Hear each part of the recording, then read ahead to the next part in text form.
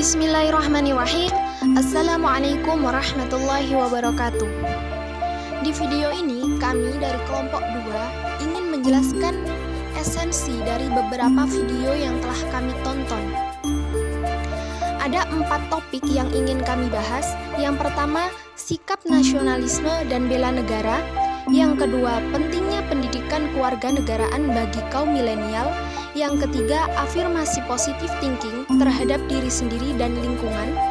Dan yang terakhir, menjadi warga negara yang baik dalam bersosial media maupun bersosial di kehidupan nyata. Oke, mari kita simak beberapa penjelasan esensi tersebut. Mulai dari topik yang pertama, yaitu sikap nasionalisme dan bela negara. Nasionalisme dan bela negara merupakan dua buah sifat yang wajib dimiliki oleh kaum milenial saat ini. Tidak hanya kaum milenial yang diwajibkan memilikinya, namun seluruh warga negara Indonesia dimanapun mereka berada. Sikap nasionalisme dan bela negara bisa kita terapkan dalam segala bentuk bidang, tidak hanya dalam pendidikan Pancasila dan kewarganegaraan. Sikap nasionalisme dan bela negara memang sudah terterap di dalam diri kita mulai dari kecil, di mana kita sudah menerima perbedaan-perbedaan suku, agama, ras, status sosial, dan juga pendapat. Perbedaan suku yang kita miliki memang lebih banyak dari negara-negara yang ada. Dari perbedaan itulah kita mendapatkan sebuah semangat, tujuan, dan cita-cita yang sama, yaitu sebuah kemerdekaan. Oleh sebab itu, semboyan Bhinneka Tunggal Ika memang pantas diberikan bagi kita, karena walaupun kita berbeda-beda, tetapi kita tetap satu jua, yaitu Indonesia. Marilah kita sebagai kaum milenial sekarang ini, kita harus bisa menjadikan negara kita lebih maju dengan cara mencintai produk dalam negeri, mencintai tanah air, menerima segala perbedaan yang memang itu lebih baik untuk kedepannya. Oke teman-teman, kita lanjut topik yang kedua, yaitu pentingnya pendidikan kewarganegaraan bagi kaum milenial. Yang pertama, di lingkungan masyarakat. Dengan adanya pendidikan kewarganegaraan, diharapkan masyarakat akan mempunyai intelektual yang tinggi, memiliki rasa kebangsaan, memiliki rasa cinta tanah air, dan memiliki kepedulian terhadap sesama. Bahkan, dengan pendidikan kewarganegaraan, diharapkan masyarakat itu lebih bisa menghargai jasa para pahlawan bangsa. Yang kedua, di lingkungan mahasiswa. Dengan pendidikan kewarganegaraan, diharapkan dapat membangkitkan rasa nasionalisme sebagai mahasiswa, pelajar bangsa, dan menjadikan mahasiswa lebih berpikir kritis, bertoleransi, memiliki rasa cinta damai, dan berpartisipasi di dalam dunia politik.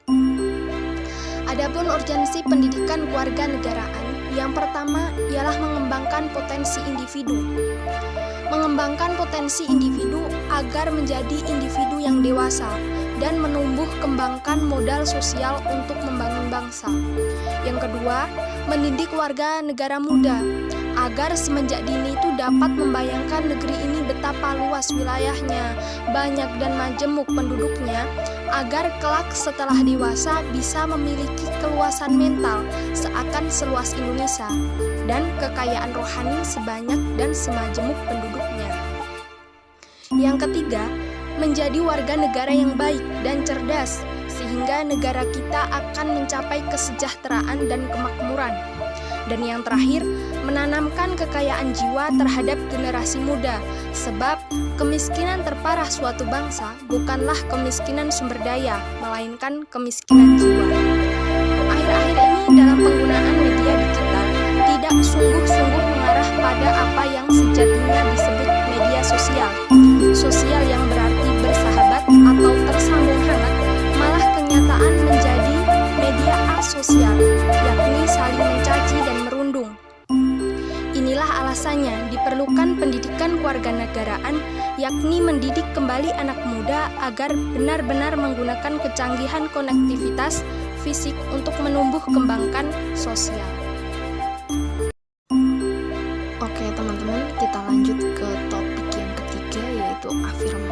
positive thinking pada diri sendiri dan lingkungan.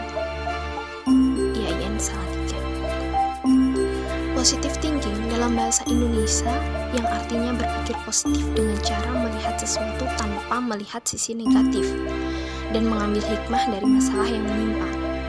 Berpikir positif akan melahirkan kebiasaan-kebiasaan lebih semangat untuk menjalani hidup, karena jiwa yang positive thinking akan mendapatkan hasil yang baik.